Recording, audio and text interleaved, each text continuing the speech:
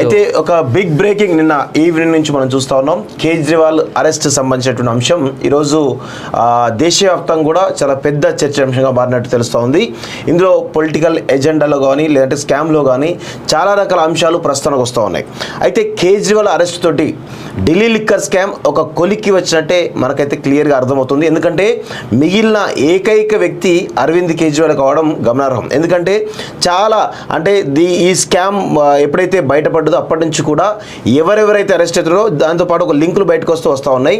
లాస్ట్కు అరవింద్ కేజ్రీవాల్ అరెస్ట్ కావడంతో కొంత ఈ ఢిల్లీ లిక్కర్ స్కామ్ ఒక కొలిక్కి వచ్చినట్లే మనకైతే క్లియర్గా తెలుస్తూ ఉంది. సో మొత్తానికైతే అరవింద్ కేజ్రీవాల్ అంశం దేశాన్నే పెద్ద ఎత్తున కుదిపేస్తున్నట్టుగా మనకైతే తెలుస్తూ ఉంది.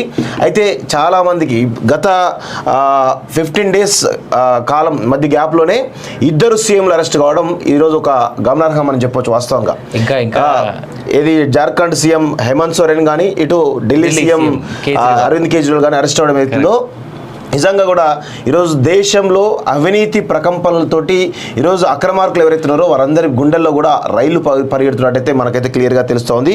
అయితే ఒకసారి మనం వార్తలకు వెళ్ళే ముందు అసలు ఢిల్లీ లిక్కర్ స్కామ్కి సంబంధించి ఒకసారి ఆ స్కామ్లో ఎప్పుడెప్పుడు ఏం జరిగింది, అసలు స్కామ్ ఏంటి అనే దాన్ని ఒక్కసారి మనం ఎక్స్ప్లెయిన్ చేసేటం ప్రయత్నించాం. అవినాష్ చాలా డీటెయిల్డ్ గా ఇది. ఎందుకంటే చాలా మందికి అసలు ఇప్పటి వరకు కూడా ఢిల్లీ లిక్కర్ స్కామ్ అంటే ఏదో కవిత చేసింది, లేదా అరవింద్ కేజ్రీవాల్ చేసిండు, లేదంటే ఇంకెవరో చేసిరు అసలు ఏం చేసిరు అనేది చాలా మంది క్లారిటీ లేదు. బట్ ఇప్పుడు ఈ ఇన్సిడెంట్స్ ద్వారా, ఈ డేట్ల ద్వారా, అసలు జరిగినటువంటి ఇష్యూస్ ద్వారా మనం చాలా డీటెయిల్డ్ గా చెప్పేందుకు చిన్న ప్రయత్నం అయితే చేద్దాం. సో ఇవి టైమ్ లైన్స్ ప్రకారంగా ఏ డేట్ నాడు, ఏ నెల, ఏ సంవత్సరం ఏం జరిగింది అనేటువంటిది మనం చెప్పేటువంటి చిన్న ప్రయత్నం చేద్దాం. September 4, 2020 new liquor policy comes into existence based on a report by an expert committee under the chairmanship of the excise commissioner. So September 4, 2020 కొత్త లిక్కర్ పాలసీని తీసుకురావడం జరిగింది ఢిల్లీ గవర్నమెంట్. ఏది ఎక్సైజ్ కమిషనర్ అండర్లో. అయితే ఇది వాళ్ళు తీసుకొచ్చిన తర్వాత ఏ డేట్లో ఏమేమి చేంజెస్ జరిగినాయి అనేటువంటిది ఇక్కడ మనం తెలుసుకుందాం. October 13, 2020 the expert committee files a report after putting it in the public domain for comments and suggestions కోసం మాత్రమే పెట్టింది. మీ కామెంట్స్ ఏంది, మీ సజెషన్స్ ఏంది, ఏమన్నా మార్పులు చేర్పులు చేద్దామా అని చెప్పి మాత్రమే పెట్టింది. February 5, 2021 the report is placed before the Delhi cabinet. On the same day the cabinet decided to constitute a group of minister headed by deputy CM Manish Sisodia with Revenue Minister Kailash Gehlot and Health Minister Satyendra Jain as the members to examine all the aspects of the excise policy. ఇక్కడ గుర్తుంచుకోవాల్సింది ఏంటంటే మనమే కాదు చాలా మంది ఒక Kejriwal arrest, కవిత arrest, లేదంటే Hemant Sisodia Manish Sisodia arrest తోటి అయిపోయిందని మనం అనుకుంటున్నాం. కానీ ఇంకా ఏపీ నుంచి అరెస్ట్ కావాల్సిన పీపుల్ కొంతమంది ఉన్నారు. అండ్ ఇదే ఢిల్లీ గవర్నమెంట్ లో ఉన్నటువంటి కొంతమంది మినిస్టర్లు ఉన్నారు. ఇప్పుడు మనం చదివిన మినిస్టర్లోనే Kailash Gehlot plus health minister Satyendar Jain వీళ్ళకు కూడా చాలా చాలా చాలా ఇన్వాల్వ్మెంట్ ఉన్నది దీంట్లో. సత్యేంద్ర జైన్ ఆల్రెడీ జైల్లో ఉన్నాడు ఇంకో కేసులో. కరెక్ట్, ఈ కేసులో కాదు. Right. So March 22, 2021 Delhi cabinet accepts the report on Delhi excise reforms by the group of ministers. So ఇప్పుడు ఎక్కడ స్టార్ట్ చేసిరన్నా అంటే 2020లో స్టార్ట్ చేస్తే 2021 మార్చికి వచ్చిన తర్వాత అప్పుడు చేంజెస్ ని యాక్సెప్ట్ చేసిరు. అంటే 1 year పట్టింది. పబ్లిక్ డొమైన్ లో మేము ఇది పెడుతున్నాం September to March. Yes. So అంటే వీళ్ళకి చేంజెస్ ఏంది, సజెషన్స్ ఏంది, గవర్నమెంట్ తీసుకోవడానికి గవర్నమెంట్ ఒక డెసిషన్ తీసుకుంటే ఇమీడియట్గా తీసుకుంటుంది. వాళ్ళకంటూ సపరేట్ ఒక టీం ఉంటుంది, వాళ్ళకంటూ CAలు, IASలు, IPSలు ఎంత మేధో మదనం జరుగుతుందో. బట్ ఈ 6 months గ్యాప్లా చాలా జరిగినాయి. April 15, 2021 Delhi excise policy 2021 and 2022 gets approved by the cabinet. The cabinet decision was sent to then Lieutenant Governor Anil Bijal for his approval, but he made at least 6 observations and advised the government to re-examine the policy and effect proper modifications. Lieutenant Governor ఆయన clear గా చెప్పిండు, తప్పులు ఉన్నాయి పోయి మార్చుకోండి అని చెప్పి. విన్నామా మనం? తర్వాత సంగతి చూద్దాం. May 21 exactly. So, given the suggestions made by Lieutenant Governor, another cabinet meeting takes place which approves the proposal related to the modifications. Malla gade chesiru. June 23rd, 2021, one more cabinet meeting takes place. November 5th, 2021, a proposal was approved by the Delhi cabinet to allow retail liquor vendors in those areas where the development authority has cleared and given access. November 17th, Delhi government ఈ gap లో ఇక్కడ June కంటే ముందు మేలో lieutenant governor ఎన్ని suggestions ఇచ్చినా కానీ accept చేయడం జరిగింది ఫస్ట్ అంతే. సో ఆమె తను చెప్పినటువంటి అబ్జర్వేషన్స్ కానీ లేకపోతే మాడిఫికేషన్ ఏవైతున్నాయో ఆ 6 ఏవైతున్నాయో వాటిని వాళ్ళు ఎట్టి పరిస్థితుల్లో చిన్న చిన్న మాడిఫికేషన్ తప్ప మెయిన్ ఎజెండా మాత్రం వాళ్ళు ఎక్కడ కూడా మారలేదు. మారకపోతే సరే పోనీతి అని చెప్పేసి, ఎందుకంటే గవర్నమెంట్ డెసిషన్ కాబట్టి తను ఏం చేయలేదు కాబట్టి ఆల్రెడీ అడిగినా చేయలేదు కాబట్టి సరే తను మళ్ళీ అప్రూవ్ చేయడం జరిగింది. వాస్తవంగా అప్రూవ్ చేసిన తర్వాత జూన్ లో క్యాబినెట్ తర్వాత నవంబర్ లో ఈ టెండర్స్ పిలవడము, లైసెన్స్ ఇవ్వడం ఇవన్నీ కూడా జరిగినాయి. కరెక్ట్. నవంబర్ 17వ తారీఖు నుంచి ఇంప్లిమెంట్ చేసేసింది డైరెక్ట్ గా. ఇక July 8, 2022 chief secretary of Delhi reports gross violations and undue benefits between provided to liquor licences. So ఇక్కడ ఆ ఎవరైతే లైసెన్సులు తీసుకున్నా వాళ్ళ దగ్గర నుంచి పైసలు వస్తలేవురా బాబు అనేటువంటి గోల ఇక్కడ మొదలైంది. ఇంకా డీటెయిల్డ్ గా ఒకవేళ కుదిరితే మేము తెలుగులో కూడా అసలు ఎక్కడ జరిగింది, ఎట్లా జరిగింది అవి కూడా మేము చెప్పేందుకు ప్రయత్నం చేస్తాం. దీనికంటే ముందు ఇంకొక 2-3 విషయాలు చెప్పాలి. యాక్చువల్గా ఢిల్లీ లిక్కర్ స్కామ్ లో ప్రధానంగా 3 అంశాలు ప్రస్తుతానికి వస్తాయి. కరెక్ట్. ఒకటి రేట్స్. ఒక్క నిమిషం. రేట్స్ సంబంధించినటువంటి నియంత్రణ అనేది లేకపోవడం, అంటే విదేశీ మద్యం కానీ స్వదేశీ మద్యం కానీ ఏది కూడా దేని మీద కూడా నియంత్రణ లేదు.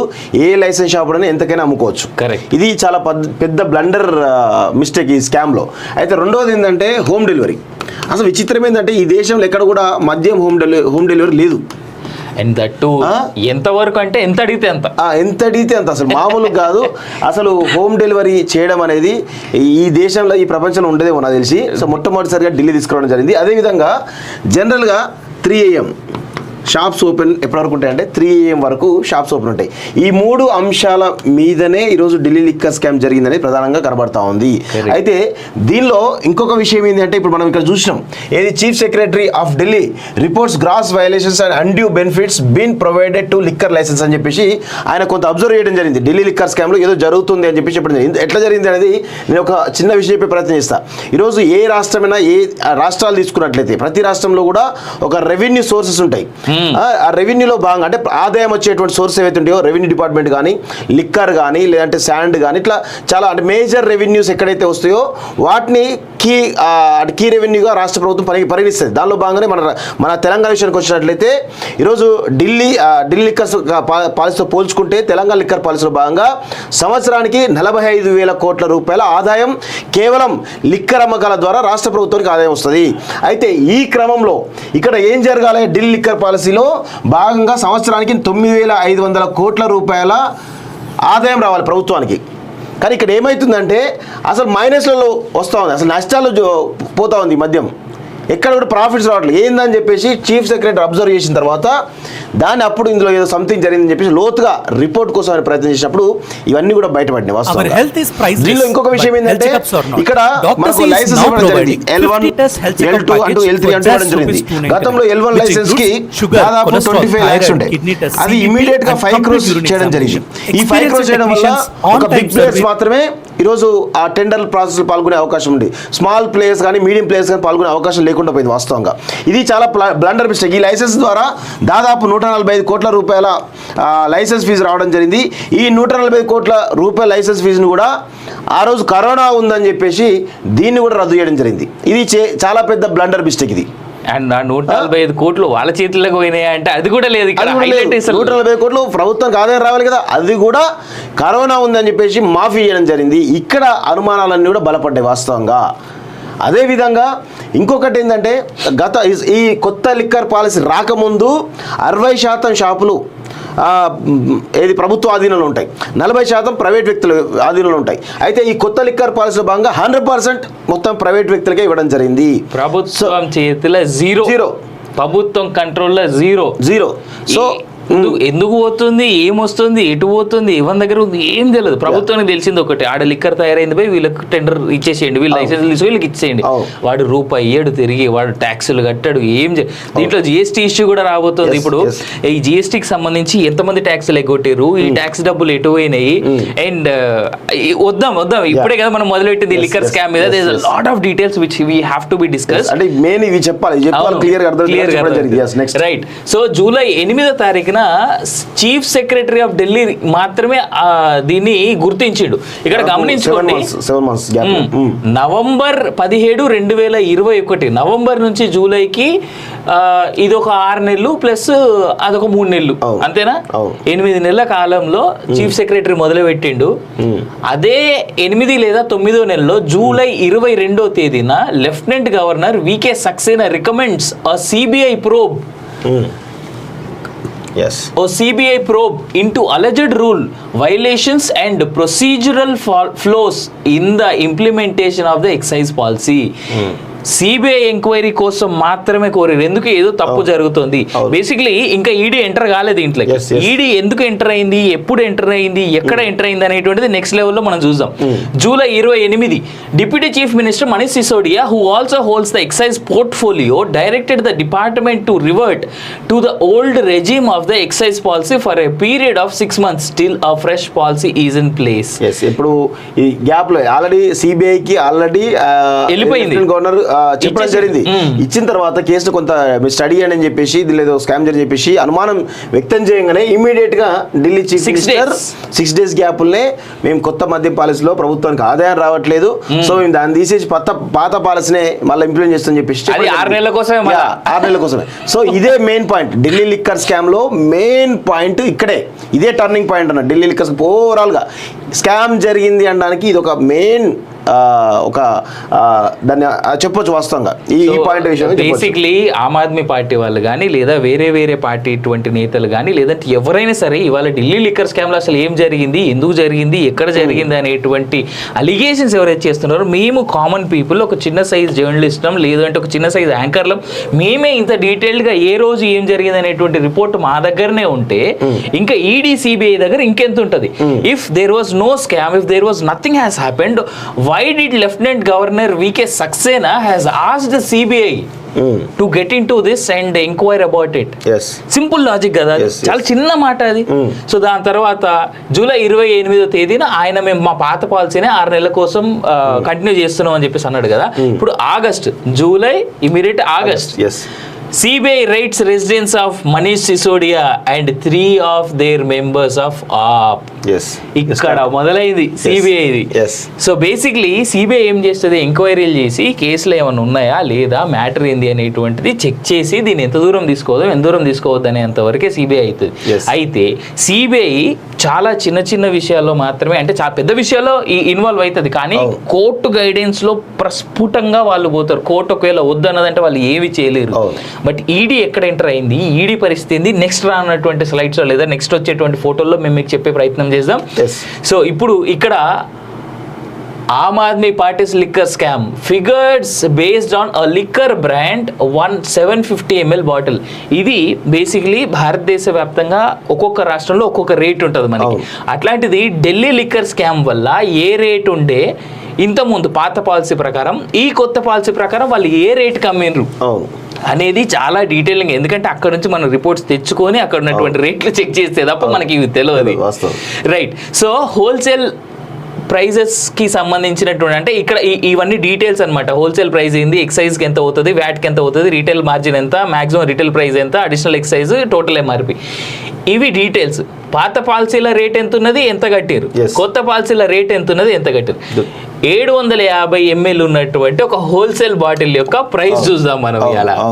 రైట్. సో ఓల్డ్ పాలసీ ప్రకారం 166.73 రూపాయలు ఒక 750 ml, అంటే అది ఫుల్ బాటిల్ అనుకుంటా నాకు తెలిసి అయితే ఒక ఫుల్ ప్రైస్. కొత్త పాలసీ ప్రకారం 188 రూపాయలు అయింది. 166 అంటే 22 రూపాయలు ఆల్మోస్ట్ పెరిగింది. సరే 21 రూపాయలు చిల్లర. ఎక్సైజ్ డ్యూటీ ఇది ఇది గవర్నమెంట్ కి పోయే రేట్, yes. గవర్నమెంట్ కి వచ్చేటువంటి ఆదాయం $223.89 పాత పాలసీ ప్రకారం ప్రభుత్వానికి చెల్లింది. Yes. కొత్త పాలసీల ₹1.88. Yes. ఒక్క ఫుల్ బాటిల్ మీద ₹2 కోసం గవర్నమెంట్ లిక్కర్ దందా చేస్తుందా? మా కేసీఆర్ కి తెలిస్తే ఏమవుతాడు ఆయన?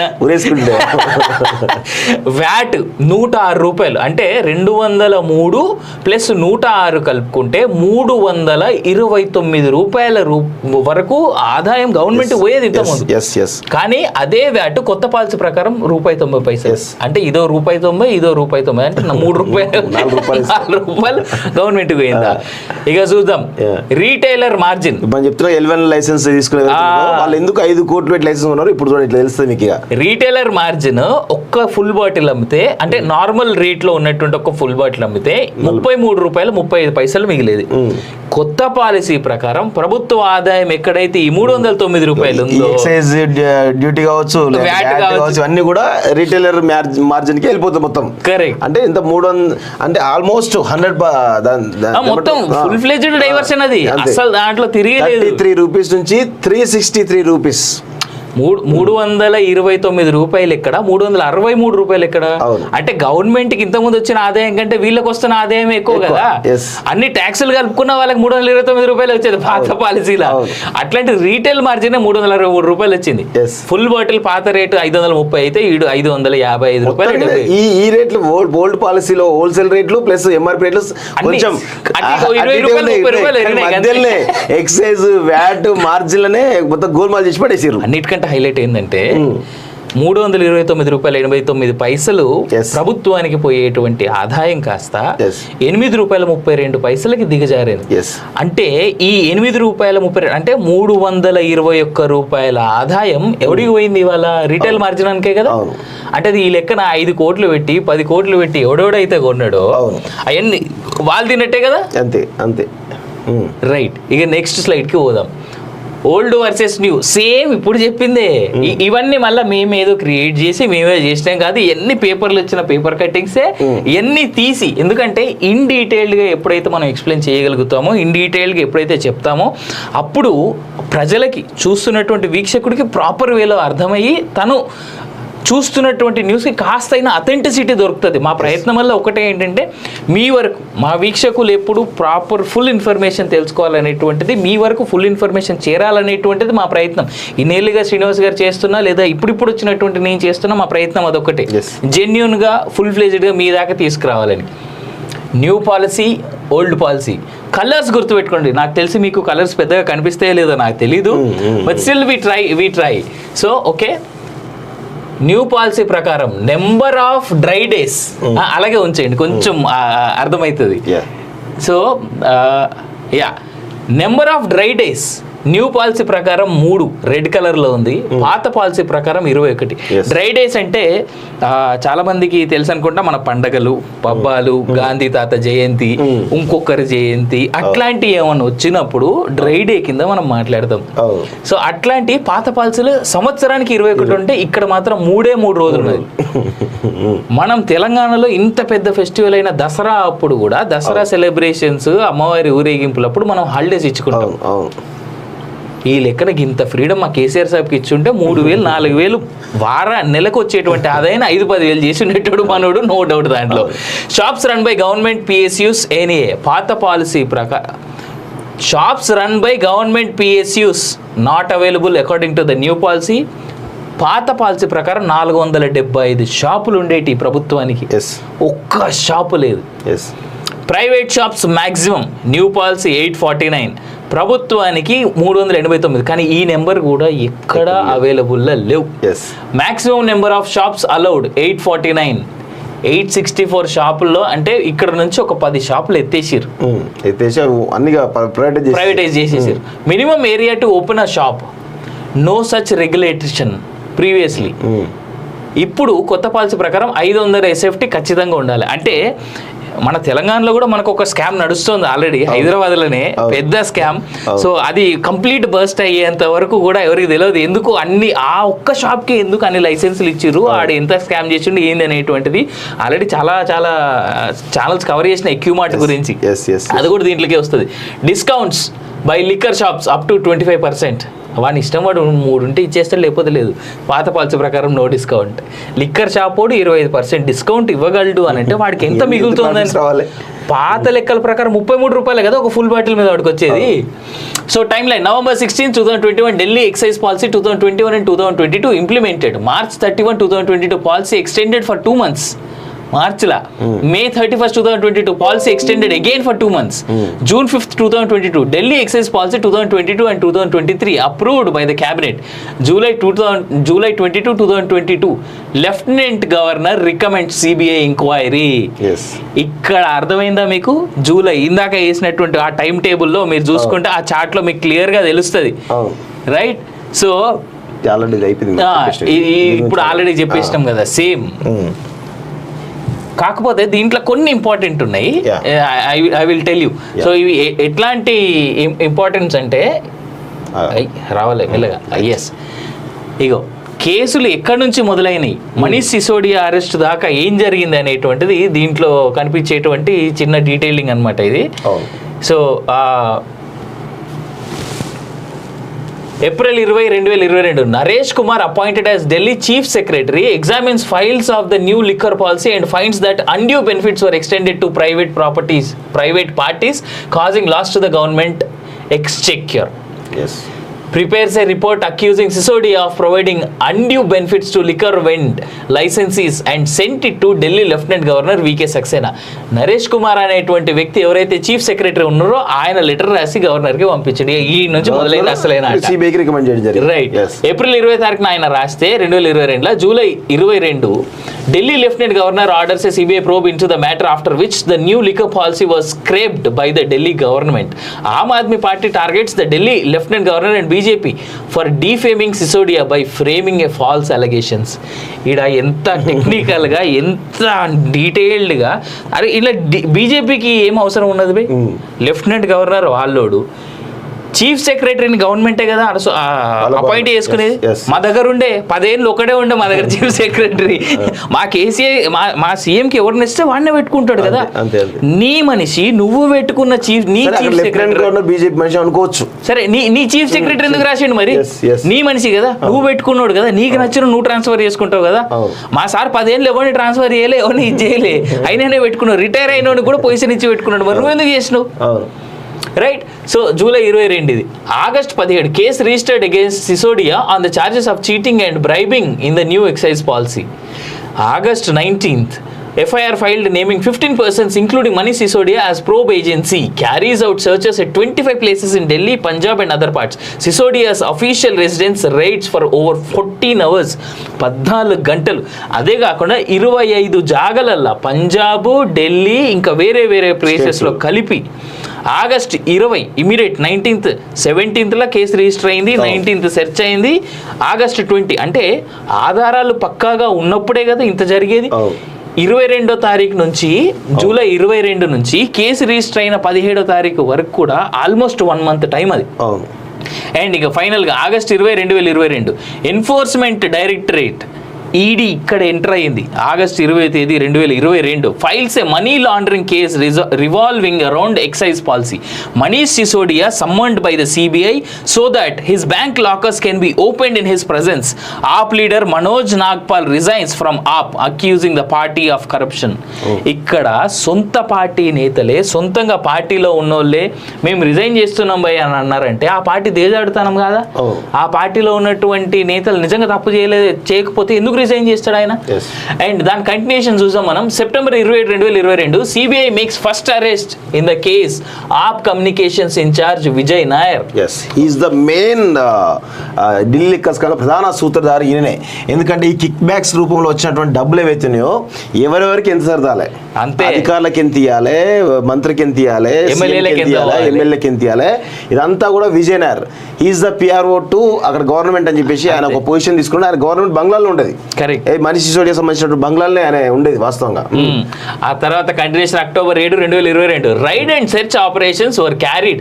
దానికంటే ముందు September 27వ తేదీనే later ED also arrest Delhi based alcohol businessman Sameer Mahendru. ఇక్కడ నుంచి మొదలైంది భయ్. ఇంకా మన సౌత్ గ్రూప్ ఎంటర్ కాలే ఈడీలోకి, అప్పటికి ఇంకా సౌత్ గ్రూప్ ఎంటరే కాలే. వీళ్ళ అరెస్ట్ల తర్వాత వీళ్ళని ఎప్పుడైతే విచారణ చేసిరో అప్పుడు వీళ్ళు చెప్పిన పేరు సౌత్ గ్రూప్. ఎక్కడ నుంచి పైసలు వచ్చినాయిరా మీకు అని అంటే, ఆ పైసలు ఏడికి పోయినాయి అనేటువంటిది ఆ జర్మనీ, సింగపూర్, మలేషియా కథలు చెప్తే ఇంకా మన వాళ్ళు ఏమవుతారో, మనల్ని తిట్టి పెడతారు కావచ్చు నాకు తెలిసి. October 7, 2022 raid and search operations were carried out at 35 locations in NCR, Punjab and Telangana. ఇగో ఇక్కడ October 7వ తేదీ. సెప్టెంబర్ అంటే ఈ 7 + 3 ఈ 10 రోజులలోనే విత్ ఫుల్ ప్రూఫ్ వీళ్ళ దగ్గర నుంచి వచ్చినటువంటి ఆధారాలతోనే తెలంగాణలో కూడా సెర్చ్ చేశారు. Right. ED seize 1 crore from a beneficiary of these excise policy. October 7వ తేదీ దొరికింది ఫస్ట్ ఆధారం ఇక్కడ. అఫీషియల్ గా ₹1 కోటి ఇంట్లో పెట్టుకున్నాడు అంటే ఆడు మామూలు. మన ఇంట్లో 10,000 దొరికైపోయి గట్టిగా ఎదిగితే. Right. November 10th, 2022 ED arrests 2 businessmen from Telangana and Andhra Pradesh in connection with the Delhi excise policy 2021 and 22 money laundering case. ఇది గుర్తుపెట్టుకోండి. నేను ఇందాక మేము స్టార్టింగ్లో అన్నట్టుగా కూడా కేజ్రీవాల్ అరెస్ట్తోనే అయిపోలేదు. ఇంకా ఏపీ నుంచి తెలంగాణ నుంచి ఇంకా అరెస్ట్ కావాల్సిన వాళ్ళు చాలా మంది ఉన్నారు. బట్ చిన్న ఫీచర్స్ అవన్నీ. పెద్ద తిమింగాలు ఏమున్నాయి? మా కవితక్క, అరవింద్ కేజ్రీవాల్, అయిపోయాయి. మనీష్ సిసోడియా, ఈ ముగ్గురు మెయిన్. ఆ తర్వాత విజయ్ని ఆల్రెడీ ఎట్లాగో అరెస్ట్ చేసేసారు ఫస్టే కాబట్టి ఈ 3 మెయిన్. ఎందుకంటే గవర్నమెంట్లో ఏ అప్రూవల్ ఏ జీవో రావాలన్నా ఫస్ట్ సీఎం సంతకం ఉండాలి, కన్సర్న్ మినిస్టర్ సంతకం ఉండాలి. అయిపోయినారు ఇద్దరు. ఎందుకంటే సిసోడియా అనే లిక్కర్ మినిస్టర్ ఉండే, ఆఫీసర్స్ ఆల్సో. సో ఆ తర్వాత Vijay Nair PRO to the government, main ఆయన కన్సర్న్ వల్లనే జరిగింది. నాకు తెలిసి పాపమనాలో పుణ్యమనాలు దగ్గర చీపురు కట్ట కట్టుకొని వచ్చిండు, ఆ చీపురుతోనే కొట్టుకోబోయేటట్టున్నాడు ఇప్పుడు. So November 25th, 2022 CBI files its first charge sheet against 7 people. Sisodia was not named in the charge sheet.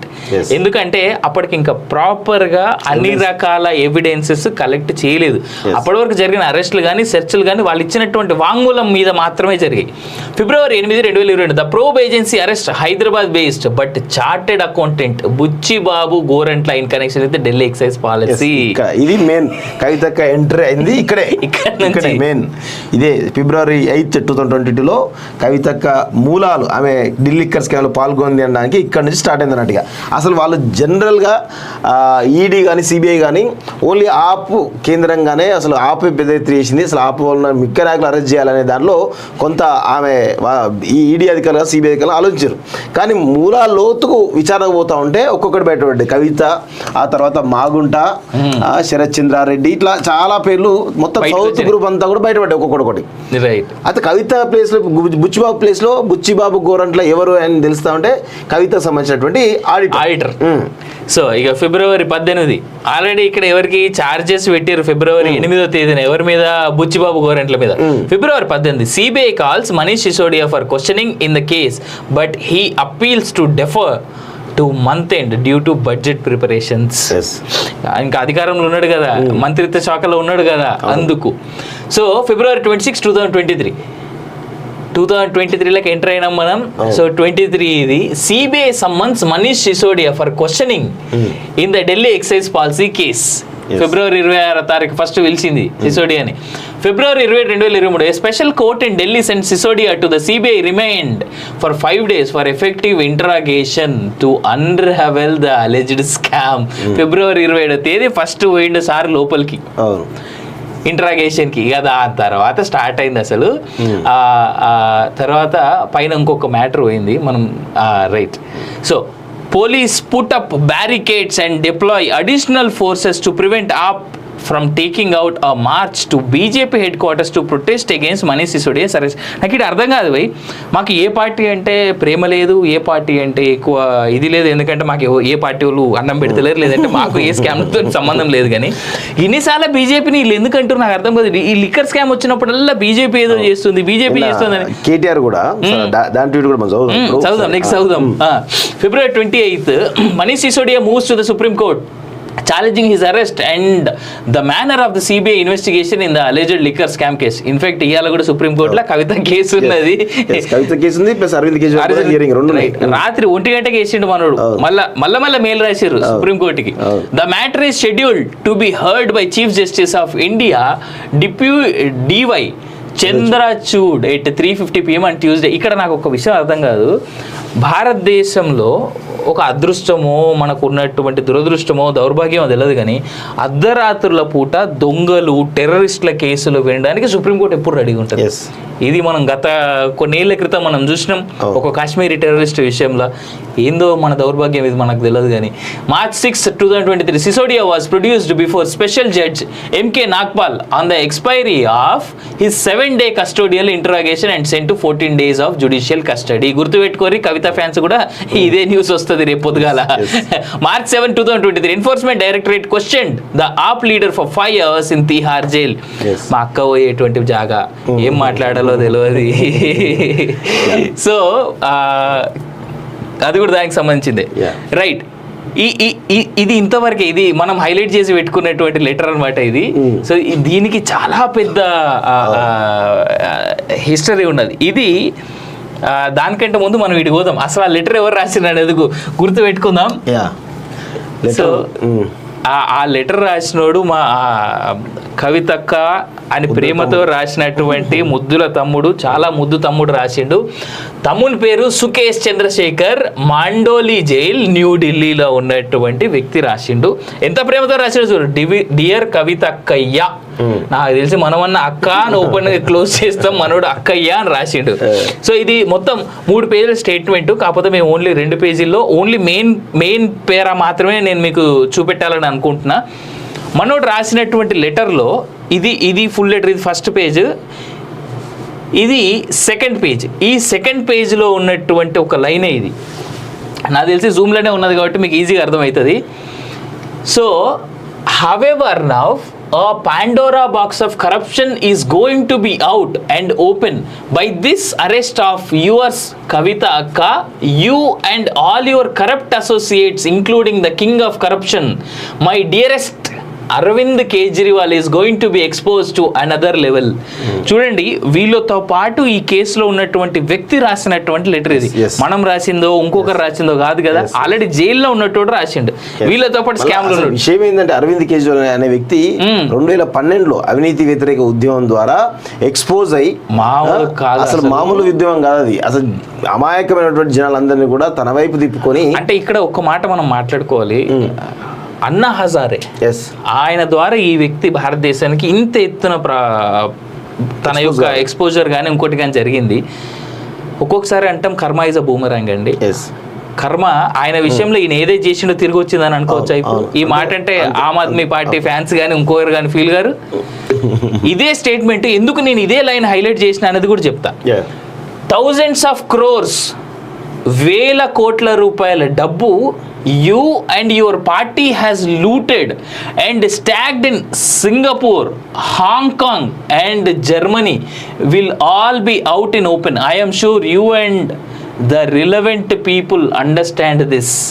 ఇది కవిత కోసం మనోడు రాసినటువంటి లెటర్లా మీరు 1,000 కోట్ల స్కామ్ చేసి సింగపూర్, హాంకాంగ్, జర్మనీలో దాచిపెట్టిన పైసలు నాకు తెలుసు అని ఆయన అంటున్నా. అంటే ఆయనకి తెలుసని ఈ లెక్కన ఆయనకి తెలిసింది 4 టన్నులు వీక్తే, 4 వీక్తే కరెక్ట్ గా చెప్పారా? పోలీసులకు ఇంటరాగేషన్ ఎట్లుంటుందో తెలియదా? నాకు తెలిసి ఇది కనుక బయటపడితే కవిత జైల్లోనే జీతం అంతా జైల్లో ఉండే అవకాశం ఉంటుంది. నాకు ఇక్కడ ఒక్క బాధ ఉన్నది, ఒక్క కవిత ఒక్కతేనా, KTR, KCR మర్చిపోయి ఆగండి. సో ఇక్కడ లాస్ట్ లైన్ చూద్దాం. అక్క, all your ghee in stories, collection stories, Goa stories, contract stories as per the WhatsApp screen shots I had shared last year is going to be investigated and proven right in the open now. There is no way out now, అక్కయ్యా. కవిత కానీ ఇంకొకరు కానీ మేము తప్పులు చేయలేము, మేము మంచోళ్ళేమని అనుకుంటే వాళ్ళ కర్మ. ఇగో కవిత ఫోన్లు వాళ్ళ కొట్టలేదని, లేదంటే ఇంకోటి అని అన్నారు కదా. అభిషేక్ బోయిన్పల్లి, బుచ్చిబాబు గోరంట్ల, శరత్ చంద్రారెడ్డి, కల్వకుంట్ల కవిత, వాళ్ళ నెంబర్లు ఇవి. ఈ వాళ్ళు వాడిన IMEI నెంబర్లు ఫోన్లకు సంబంధించి అండ్ ఏ డేట్లా వాళ్ళు ఫోన్లు వాళ్ళకు తీసుకున్నారు అనేటువంటి డేట్లు ఇవి చాలా క్లియర్గా చూపెట్టేటువంటి ప్రయత్నం అయితే మేము చేస్తున్నాం ఇక్కడ. వాళ్ళు పగలగొట్టిన వాళ్ళు వాడిన ఫోన్ల యొక్క IMEI నెంబర్లు ఇవి. ఎస్. సో ఇంత డీటెయిల్డ్గా ఇంత జాగ్రత్తగా ఈడీ క్లోజ్ చేస్తుందబ్బా. సో జర గుర్తుపెట్టుకోండి నెక్స్ట్ ఏం జరగబోతుంది అనేటువంటిది. సో చాలా చాలా పరిణామాలు కూడా చేంజ్ అయ్యే అవకాశాలు కనబడుతున్నాయి. నాకు తెలిసి అరవింద్ కేజ్రీవాల్ సరే ఇది పొలిటికల్ ఎజెండాలో భాగంగా జరిగిందా లేకపోతే ఏందో జరిగిందా అనేది పక్కన పెడితే ఢిల్లీ లిక్కర్ స్కామ్ జరిగింది అనేది వాస్తవం. దానిలో ప్రభుత్వ ఆదాయానికి గండి పడ్డదని వాస్తవం. దానిలో పెద్ద ఎత్తున మనీ ట్రాన్స్ఫర్ అయింది అనేది వాస్తవం. సో అందుకే CBI ED రెండు కూడా ఎంటర్ ఈరోజు ఇన్వెస్టిగేట్ చేస్తున్నాయి. దీనిలో ఖచ్చితంగా అరవింద్ కేజ్రీవాల్ ఇప్పటికే మనీష్ సిసోడియా అరెస్ట్ దాదాపు 8 months దాటుతూ ఉంది. విజయనగర అరెస్ట్ 1 year దాటుతూ ఉంది. అయితే ఇవన్నీ అయిపోయిన తర్వాత కవిత ఈరోజు అరవింద్ కేజ్రీవాల్ వీళ్ళిద్దరూ వాళ్ళకున్నటువంటి అధికారాలు కావచ్చు లేకపోతే వాళ్ళకున్నటువంటి లీగల్ టీమ్ తోటి బయటికి రావచ్చేమో అని అందరూ అనుకుంటున్నారు త్వరలోనే. కానీ ఖచ్చితంగా 2021లో ఈ PMLA యాక్ట్ ఏదైతుందో prevention of money laundering act 2001లో రావడం జరిగింది, ఇంప్లిమెంటేషన్ జరగడం జరిగింది. అప్పటి నుంచి ఇప్పటి వరకు PMLA యాక్ట్ కింద అరెస్ట్ అయినటువంటి ప్రతి ఒక్కరు ఎవరైతే నిందితున్నారో ఈవెన్ వాళ్ళందరికీ మినిమం నేను చూసిన దాంట్లో నేను తెలుసుకున్న దాంట్లో 8 నెలలకు తక్కువగా ఎవరు కూడా లేరు. 8 నెలల నుంచి 1.5 year 2 years కూడా కేవలం ఎంక్వైరీ కోసమే, ఇంకా జైలు శిక్ష కూడా కాదు, ఎంక్వైరీ కోసమే అది జరిగింది కూడా.